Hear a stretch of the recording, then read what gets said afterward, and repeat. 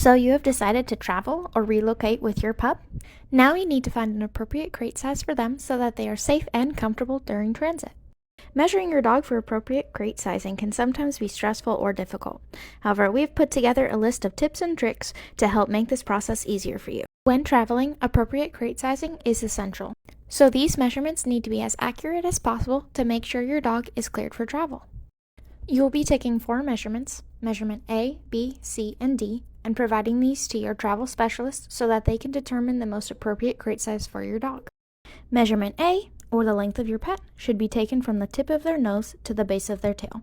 Remember to exclude their tail from this measurement for accuracy. Measurement B is the height of your dog from the floor to their elbow joint. Remember to exclude their shoulder from this measurement. Measurement C is the width of your pet from shoulder to shoulder, or their widest point, whichever is wider. And measurement D is the height of your pet from the floor to the top of their ears, or their highest point. Taking these measurements can be a little tricky, so we're here with some tips to help you get started. When taking these measurements, you can use a standard tape measure. However, these do tend to spook dogs and make them a little uncomfortable, so using a string or something a little bit more flexible or quieter will really help. We really recommend using treats to make this a positive experience for your dog. To help promote stillness and encourage a stay, you will want to reward with quick, consecutive treats. Delivering treats at chest level will also encourage your dog to stay standing. It may also be helpful to have your dog sit or stand on a bed or something they're familiar with to encourage them to stay still and be comfortable. Our first method of taking measurement D will be to line your dog up against the wall with some treats and then mark their height with a pencil. An alternative method will be to line your dog up against your leg with a treat and then mark that point with your finger.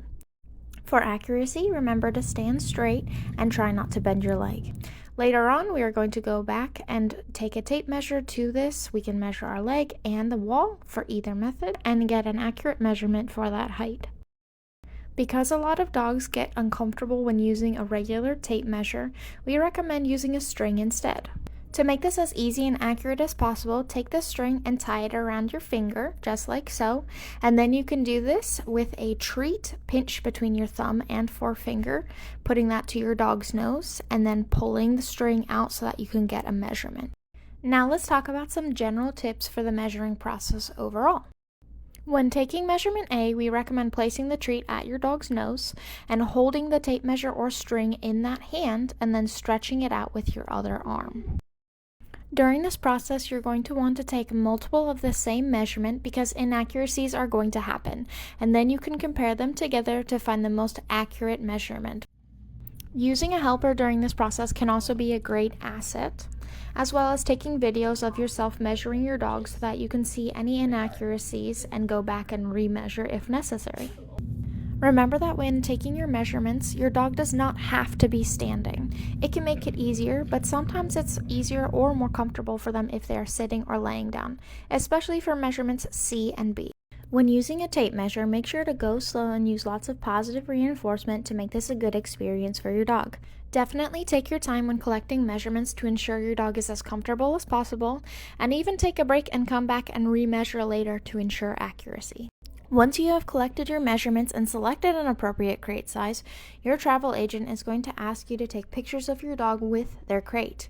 This can also be a challenging element of this process. You are going to be asked to provide 3 different photos or videos from different angles to ensure that your dog's crate is the right fit for them. During the process of collecting these videos and photos, we recommend using treats as well as setting your phone up at the desired angle to capture video so that you can get an accurate shot of your dog next to or inside of the crate.